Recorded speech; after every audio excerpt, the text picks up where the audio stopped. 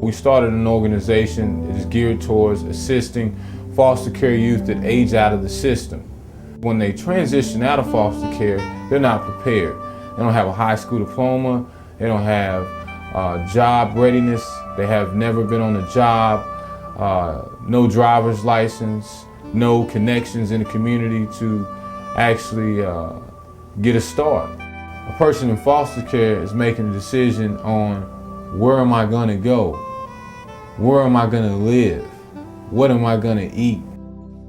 This 18-year-old is walking the streets in search of dimes, nickels, and pennies to maybe get a bag of chips.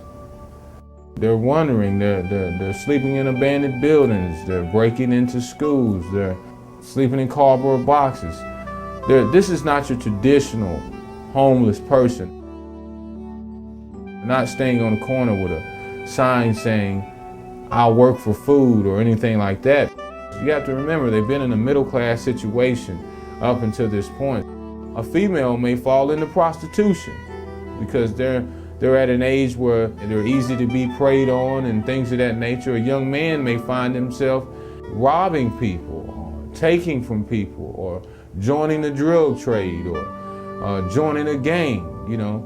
I've been in jail for breaking and entering and stuff like that. Because I didn't have nowhere to stay, I was just breaking the house and stuff like that. That's not a good experience because I didn't want to be in that situation, in that predicament at the time or any other time. A lot of people who age out of foster care these days, nowhere to go. Family ain't there for them that we think they're already there for us. Winds up they're not. You move to somewhere where you get acceptance. And in the street, there are certain places where there is acceptance. It's not a good thing, but this is all they have. Maintaining to stay out the streets, hanging with the wrong crowd, not no more, just because of a big brother like Travis. Because I had actually been in foster care myself, along with two other siblings that are now incarcerated in prison that have done 8 years. And quite frankly, if there had been a program in place like what we have here today, I'm sure they would be here with me. Former foster kids have had a situation that's been beyond their control for most of their life. And for us to not help them have a productive and happy adult life just seems like really remiss for us not to do that. So I guess from a personal point of view, we just felt like that these kids hadn't had a good fair shake at life, and that we ought to at least give them one more shot at it through something to help them after they age out of foster care. Man, it's good to see you here. I've heard so much about you. I'm glad that you're here with me now in front of me. Let me just start off by telling you, man, I'm excited about you being here and being able to give you an opportunity for a future. Don't think about your past. Don't think what you thought your future might have been. Right now, we're going to start dealing with the now. What our program is built on is strong mentorship. There's no set way to approach an individual. You just have to find what best works to reach them. Let them know that I'm here for them if they need me, and talk to them, or just paint a picture for them to see how it could be. See, these young men they just haven't been presented with opportunities that they need to see. We've been here providing those opportunities, exposing them to things that they really haven't been exposed to. And it's gratifying to see these young men grow into the men that they're supposed to be. Being here will help me because I can achieve goals. I got support, a good place over my head so I can have a place to be safe at.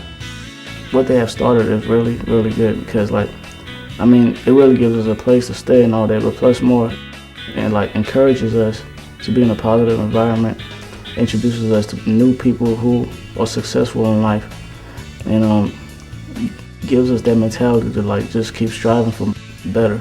If we address them while they're young, I truly believe that they can have a real chance.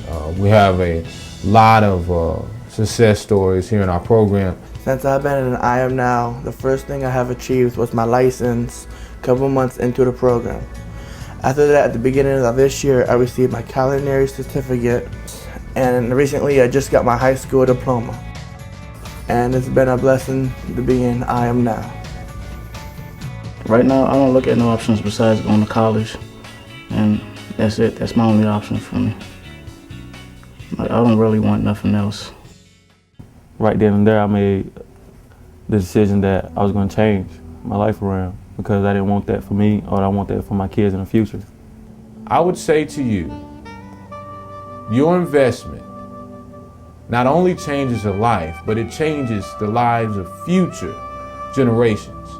Because if you can save one person, just think about the lineage that's coming behind him or her. We're dealing with 6 or 8 boys at any one time here now, and there's obviously a bigger need than that, but we're limited by our funds. So we're hoping that we can increase our support base so we can help more kids to reach that adult life that they've all hoped for and we would all hope for them to have. So we've seen some folks' lives change, and that is so wonderful when you can see someone who's in a bad spot and you just really believe God that He can actually give these young people the strength and to find themselves over a period of time, and now they're becoming self-sufficient. And that's what this program is all about, changing lives.